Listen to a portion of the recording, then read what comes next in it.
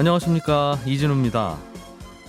올해 천정부지로 치솟았던 집값이 최근에는 좀 주춤한 모습을 보이고 있지요. 정부에서는 이제 안정세 또는 변곡점에 접어들었다고 평가하고 있고, 전문가들 중에는 집값이 급락할 것이다 라는 전망부터 앞으로도 계속 오를 거라는 전망까지 분석들이 크게 엇갈리고 있습니다. 실제 부동산 시장에서는 지역마다 다른 양극화 현상도 나타나고 있고요. 그래서 오늘은 이렇게 엇갈리는 시장 상황과 전망들에 대해서 살펴보겠습니다.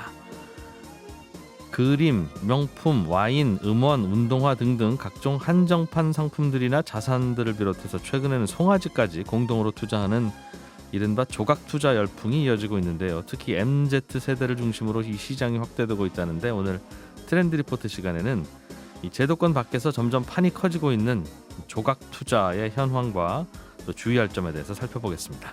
손에 잡히는 경제 플러스 광고 듣고 시작합니다. 내년 부동산 전망 명지대 부동산대학원 권대중 교수와 함께 살펴보겠습니다. 어서 오십시오. 안녕하세요. 요즘 주택 시장이 조금 기류가 달라졌다. 올해 상반기에 비해서. 네. 최근 한 1, 2년 계속 또 오르고 또 오르고 계속 그 얘기만 들었다가 요즘 눈에 잘 안 띄던 신호가 들린다, 보인다 이런 얘기도 하시고요. 10월 26일 날 정부가 가계부채 종합대책을 내놨잖아요. 예. 전세 가격과 그 전세 대출과 그 중도금 대출은 막지 않았어요. 근데 이제 내년부터는 그것도 막히는데. 전세 대출, 중도금 대출도? 네. 그런데 지금 현재는 막지 않았는데 이 대출을 일반적으로 다 막아놨어요. 그러니까 주택담보대출을 막아놔가지고 자금이 경색되면 돈줄을 막으면 부동산 가격은 하락하거나 거래가 안 되잖아요, 이게. 그런 현상이 이제 지난달부터 나타나기 시작했죠. 대출 때문에. 네, 최근에 주택 가격이 하락하는 원인은 이 대출 규제에다가 단기적 급등이 너무 많았죠.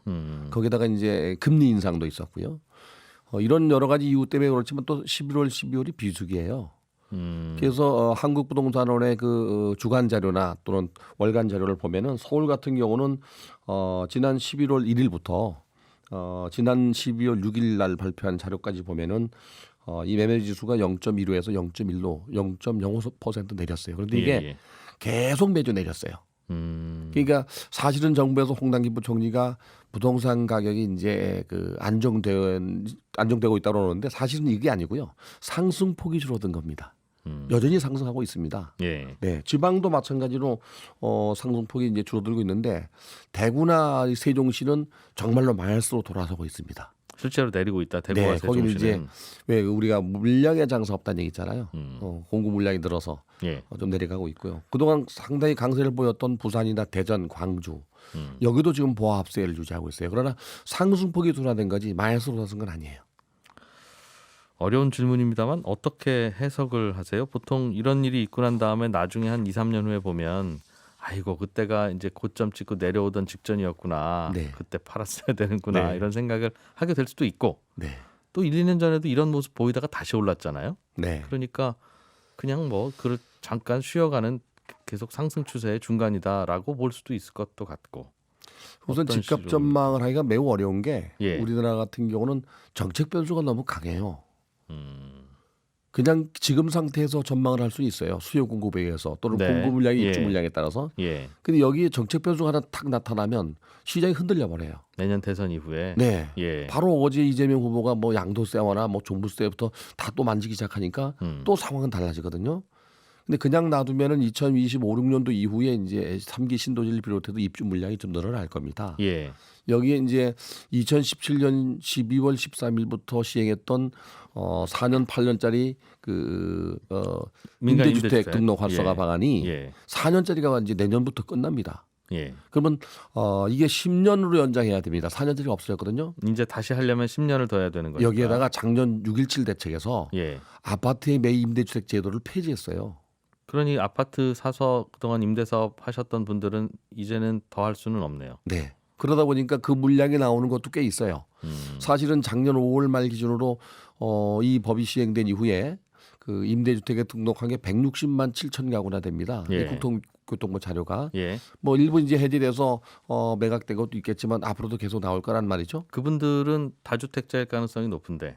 다 다주택자라고 봐야 그렇겠죠. 되겠죠. 저 본인 집 있으시고 이제 임대 사업 하시는 분일 근데 테니까. 양도세가 이제 무거우니까 못 팔고 있는 것도 그래서 있거든요. 못 팔았던 거죠. 네. 이게 그 4년 기간이 안 끝나서 그 원인보다는. 네, 그래서 양도세가 일시적으로 완화된다 그러면은 물량이 매물이 나올 거라고 보는 이유가 거기 있는 겁니다. 특히 이제 1가구 2주택 3주택자에 대한 종합부동산세가 거의 중과세 되고 있거든요. 예. 여기다 여기다 1가구 3주택 같은 경우는 매매 차익에 양도 차익에 지방세를 포함해서 82.5%입니다. 높은 가격대에서는 네, 그렇죠. 그래서 예.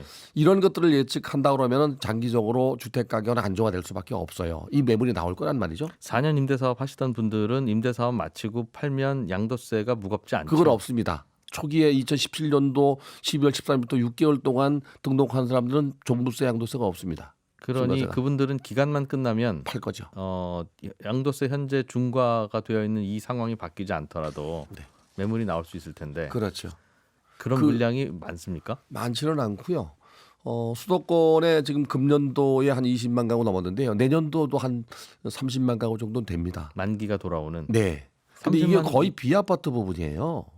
아 그렇습니까? 네, 다세대 연립주택 이런 것들입니다. 그러니까 아파트 시장에 미치는 영향은 크지 않다고 볼 수 있어요. 아 임대 사업 하시는 분들이 대체로 아파트는 아니었어요? 네, 아파트를 두 채, 세 채 갖고 있는 사람들은 상당히 부자고요. 대부분 이제 갭 투자하는 사람들은 다세대 연립, 특히 이제 재개발 사업지구나 이런 데 사는 게 좀 있어서 4년 임대, 8년 임대 등록하고 네. 양도세 절감을 하기 위해서 했던 분들의 그 대상 물건이 대체로는 아파트는 아니더라. 그렇죠. 그런데다가 이제 내년도에 입주 물량이 금년도에 거의 반토막 나잖아요. 분양 물량은 뭐 늘어난다 하더라도 예. 입주 물량이 늘어나야 전월세 시장이 안정화되고요. 분양 물량이 늘어나야 매매 시장이 안정화되는데 이 두 가지가 내년도에는 금년만 못해요. 그러다 보면 내년도에도 지금 상황이라면 가격이 올라가야 되는데 예. 단기적으로 가격이 많이 올라간 것도 있지만 정부가 이제 대출 규제를 강하게 하고 있잖아요. 그래서 지금 규제로 안정화되는 거거든요, 이게. 그러니까 홍남기 부총리가 이제 하향 안정화로 갔다 하는 얘기는 심리적 부담감도 있지만 규제에 의한 안정화라고 봐야 됩니다. 최근에 흔들리는 건 집값이 이제 고점에서 흔들리는 건 그 대출 규제 때문이고. 네. 근데 대출은 다시 이제 허용한다고는 하는데 내년에는 규제했던 것만큼 강해지는 겁니까? 대출 규제가? DSR 총량제로 가니까요. 그러니까 뭐 자동차 할부까지 다 포함해서 부채를 따지니까 금년만큼은 대출을 많이 못 받을 겁니다. 그렇게 되면 네, 그러면은 시장은 뭐 사실은 그 지금 11월, 12월이 비수기철이었잖아요. 예. 1월까지는 그럴 겁니다. 근데 2월에 이제 이사철을 맞이하면 전월세 가격이 움직이면 매매 가격이 움직이거든요. 예. 전월세 가격의 등락폭이 매매 가격의 선행지수이기 때문에. 근데 이제 이런 문제가 2월까지는 아마 혼란기가 될 것 같고요. 3월에 대통령 선거가 아마 변곡점이 아니겠나 생각해요, 저는. 그때 이제 당선되는 분의 정책에 따라서 그렇죠. 국회는 의석수가 바뀌지 않을 거고 정책이 바뀌더라도 입법을 통해서 바꿔야 될 텐데. 근데 이제 단순 윤석열 아니겠습니까? 후보가 지금 주장하는 그 종합부동산세 그 1가구 1주택에 대한 폐지나 양도세 완화는 모법을 바꾸자면 안 되잖아요. 예. 그런데 이게 있어요. 양도세 중과세는요. 양도소득세법을 개정하지 않아도 대통령이 할 수 있어요. 지역 규제를 해제하면 없어집니다. 중과세가.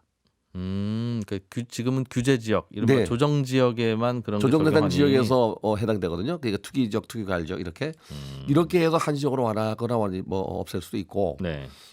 또 다른 새로운 방법으로 규제하면 되거든요. 네. 그리고 종합부동산세는 종합부동산세 법을 바꿔야 되기 때문에 쉽지 않아요. 그렇군요. 알겠습니다. 이 최근에 그럼 집값 하락 신호들이 일부 나타난 것은 그러면 앞으로도 좀 그걸 계기로 내려갈 가능성도 있어 보인다는 쪽으로 이해하면 됩니까? 즉 오늘 말씀 들어보니까 심리적으로는 이미 4년, 예. 네, 심리적으로는 이미 그 꺾인 것 같은 느낌입니다. 예. 매물이 늘어나고 있거든요. 전세 물량도 서울이 지금 10,000 가구가 넘거든요. 예. 거기다가 이제 매매 물량도 늘어나고 있는데 결국에는 돈줄이에요. 대출을 막으면은 무주택자나 이전 수요가 현금으로 집을 살 수는 없어요. 예. 그러면 결국에 집을 살 수가 없는 꼴이 되거든요. 문제는 이렇게 이제 규제로 그 시장을 안정화시키면 양극화가 심해집니다. 15억 넘는 건 대출이 필요 없잖아요. 이미 그래서 15억 넘는 아파트는 이미 대출 없이도 요즘 강세를 지금 더 계속 올라가고 보고 있어요. 있어서 오히려. 그래서 지역별로 차별화나 양극화가 좀 더 심해지지요. 내년에는 그럼 15억 넘는 건 더 오르고 네. 15억 안 되는 건 내려가고 그렇게 규제를 계속 보십니까? 한다면. 이 규제가 그대로 이어진다면 네. 근데 지금 여당에서 뭐 표를 의식해서인지 몰라도 종부세, 양도세, 대출 규제 완화까지도 얘기가 나옵니다 지금. 만약 그렇게 정책이 바뀌면 어떻게 될 걸로 보십니까? 그러면 가격이 또 한번 흔들릴 수 있습니다. 내려가는 쪽으로. 그런 이유는 무주택자가 많아요. 자기가 자기 집을 갖고 있는 자가주택 보유율이나 자가주택 점유율이 59%밖에 안 됩니다. 예. 그러니까 40% 이상이 집이 없잖아요. 예. 그럼 그들은 기회가 되면 집을 사려고 하는데 예. 이번 정부 들어와서 집값이 너무 많이 올랐어요. 한국부동산원 자료를 보면은요, 2017년도 5월부터 지난달 말까지 매월 월간 상승률을 시계열 분석하면 25개 구 중에서 20개 구가 100% 이상 올랐고요. 나머지 5개 구도 95%가 넘었는데 예. 평균 119.72%가 올랐어요. 그러니까 집값이 2배 됐다는 얘기거든요. 예. 서민들이나 무주택자가 집을 사기는 너무 버거워진 겁니다 지금. 정부가 정말로 이 서민들을 위한 주택 정책이 있지 않은 한 내 집 마련이 점점 어려워지고 있어요. 그래서 규제로 부동산 가격을 안정화시키든 공급 물량을 늘려서 안정화시키든 어느 정도 안정화시켜야 되는데 올라간 가격은 다시 안 떨어져요 잘. 이게 10억짜리가 20억 되면요. 이거 10억짜리라는 생각을 안 하고 20억짜리라고 생각해요. 그래서 사는 사람도 파는 사람도 팔 사람이요. 팔 사람이. 네. 예. 그래서 10억, 20억짜리가 19억, 18억은 내려와도 15억, 10억은 안 내려오거든요. 예. 물론 그래 내려와도 문제입니다. 이미 뭐 10억의 대출을 받았던 사람이 20억의 또 생계형 대출을 받던 뭐 구입 대출을 받게 되면 이게 내려가면 금융기관이 문제가 되거든요. 그래서 하향 안정화가 연착륙이 돼야 되는 이유입니다. 그게. 그러면 이미 많이 올라간 주택 가격이 급락은 안 되겠지만 어느 정도 1억 2, 3억 정도 떨어져서 무주택자가 내 집 마련을 한다 그러면 공급 물량을 늘리고 정부가 그 집을 마련할 수 있는 지원 정책이 있지 않는 한 쉽지는 않아요. 네, 그래서 정부가 규제하면은 규제에 의한 가격 안정화는 이루어지지만 거래량이 줄어버리거든요. 그래서 안정화된 것 같이 보이는 겁니다. 그동안 그래 왔었죠. 네, 예. 정상 거래가 되면서 가격이 안정화돼야 되는데 거래 물량이 뭐 거의 5분의 1 정도로 줄어버리니까 가시적으로는 안정화된 것 같이 보이죠. 전반적으로는 정책이 바뀌든 네. 혹은 뭐 정책이 안 바뀌더라도 대출 규제라는 게 존재하게 되니까 앞으로는 상시적으로 더 올라갈 가능성보다는 적어도 중저가 아파트들 중심으로는 좀 하락 가능성이 좀 더 높아 보인다는 쪽으로 뉘앙스로 들리네요. 제가 네, 그런데 듣기에는. 문제는 이제 대출 규제가 또 다른 그 왜곡 현상을 만드는 게 하나 있어요. 뭔가요?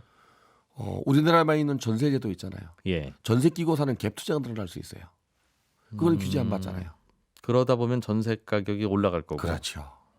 그러면 나중에 결국에 당분간은 안정화되지만 규제가 완화되면 집값이 또 움직이는 문제가 생겨요. 그래서 사실은 그 시장 경제를 택한 나라라면 수요 공급에 의해서 가격을 조절하고 그게 잘못될 때 정부가 개입해서 바로잡는 정책을 써야 되는데 예. 정책이 시장을 끌고 가려고 하고 규제하려고 하기 때문에 문제가 되는 거예요. 대구와 세종에서는 하락세가 보인다고 말씀을 주셨는데요. 네. 다른 지역으로 이게 확산될 가능성은 어떻게 보십니까?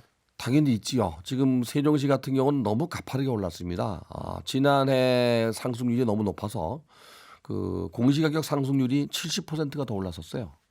1년 동안에. 그런데 이제 최근에 와서 이제 마이너스로 돌아서기 시작했는데요. 세종시 같은 경우는 그 물량도 많아요. 지금 미분양도 늘어나고 있어요. 예. 이런 현상은 아마도 세종시는 당분간 지속될 텐데 국회가 이전하거나 뭐 수도 이전 얘기가 나와도 허락하는 이유는 결국에 단기 급등에 대한 부담감과 공급 물량이 증가해요. 그리고 대구도 공급 물량 증가합니다. 지금. 다른 지역도 비슷합니까? 아니면 지금 공급 물량 증가는 그렇게 없어요. 다른 대구와 세종시를 제외하면 다른 쪽 대전도 공급 물량은 늘어나고 있는데 이게 혁신도시 때문에 그런 것도 있는데 아직 보합세를 유지하고 있고요. 예. 그동안 그냥 조용하게 가격이 올라갔던 지역이 바로 저 광주거든요. 예. 광주가 좀 보합세를 유지했어요. 그 남구나 중구가 상당히 그 가격이 올랐었는데 좀 그 보합세를 유지하고 부산의 해운대구하고 연제구 쪽은 오르고 있어요 아직도. 나머지 부분은 이제 보합세 하락세를 유지하고 있고요. 울산이 지금 하락하고 있습니다. 이제 또 공급 물량이 많아서래요. 어디는 공급 물량이 많고 어디는 또 없고 왜 이유는 뭡니까? 그게 이제 경기가 좋을 때 그 건설사들이 들어가서 땅을 사서 인허가 냈던 거를 포기할 수가 없잖아요. 예. 그냥 밀고 가서래요 그게. 그래서 대구- 전체적인 물량을 예. 그렇게 그 수급 조절을 해야 되는데 이게 잘 안 되는 거예요. 그러니까 대구 세종은 그렇게 해서 이것저것 건설사들이 달라붙어서 분양을 했다는 말씀인데 왜 다른 세종 같은 지역은 경우는 안 이제 했습니까? 성장 도시였잖아요. 지금도 성장 도시입니다. 그러니까. 아직도 더 계속 예. 공급할 땅이 있어요. 땅 사서 아파트 지으면 팔릴 만한 지역이었다고 판단하니까 네. 대구도 그랬습니까? 대구도 그동안 섬유 산업이 망가지면서 몇 해 동안 공급이 없었잖아요. 예. 최근에 와서 공급이 확 늘은 거죠 이게. 그러다 보니 네. 집값이 가파르게 올라서 이게 아주 좋은 예로 뭐가 있었냐면요. 2006년도에 그 우리나라 주택 가격이 너무 올라서 정부가 분양가 상한제를 시행한다고 그랬어요. 네. 그래서 2017년도에 시행했잖아요. 그래서 2006년도까지 모든 건설사가 이걸 피하기 위해서 동시에 1억을 내고 물량을 내놨어요. 그 결과가 2009년도에 나타났잖아요. 2009년도 1월 달에 미분양 아파트가 무려 16만 6천 세대였어요. 불 꺼진 창이라고 하잖아요. 예. 그래서 정부가 2009년도 2월 12일 날 대책을 내놓은 게 있어요. 2월 13일부터 그해 연말까지 이 미분양 주택을 구입하는 경우에 취득세 50% 감면과 양도세 5년간 면제 혜택을 준 적이 있어요. 네. 공급 물량이 많으면 장사가 없어요. 일부 지역에는 이미 그런 상황이다. 알겠습니다. 전월세 시장은 내년에 어떻게 될 것 같습니까? 전세 가격도 물량이 좀 늘어나고 있습니다. 지금 재계약 물건 말고는 뭐 신규 분양 물건 많진 않아요. 문제는 아파트 가격이 많이 오르면서 전세 가격이 너무 많이 올랐어요.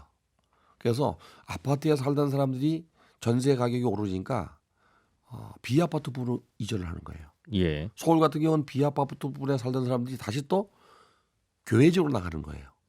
근데 최근에 이렇게 이제 물량이 늘어나면서 좀 안정화되는 것 같아요. 가격도 떨어지고. 전세야말로 실수요라고 말씀들 많이 하시는데 그럼요. 즉 네. 집값이 오르던 말던 전세는 그 동네 수요에 따라서 결정된다. 네. 그러니까 전세는 실수요니까 그럼 거품이 없어야 되는데 집값이 10억 하다가 20억 하니까 네. 전세도 5억 하다가 10억을 해요. 네.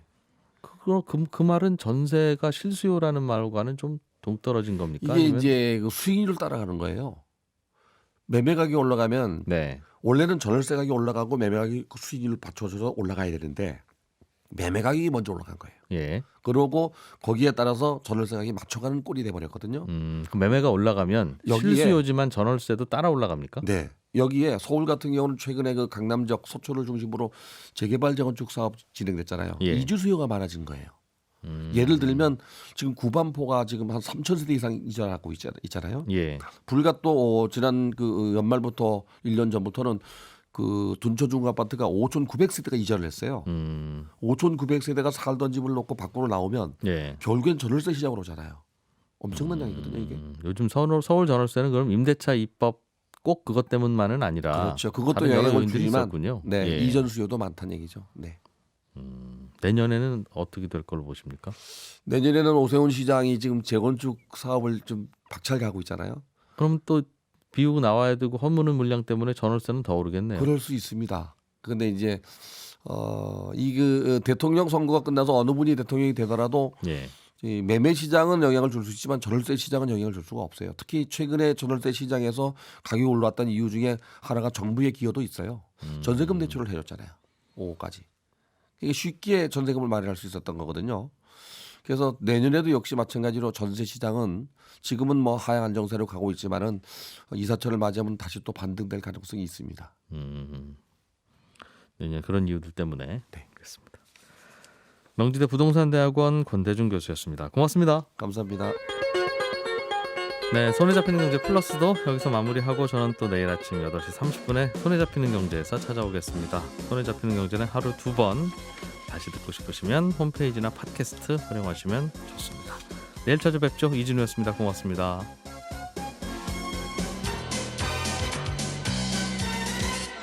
더 깊고 더 재미있는 경제 이야기 이진우의 손에 잡히는 경제 플러스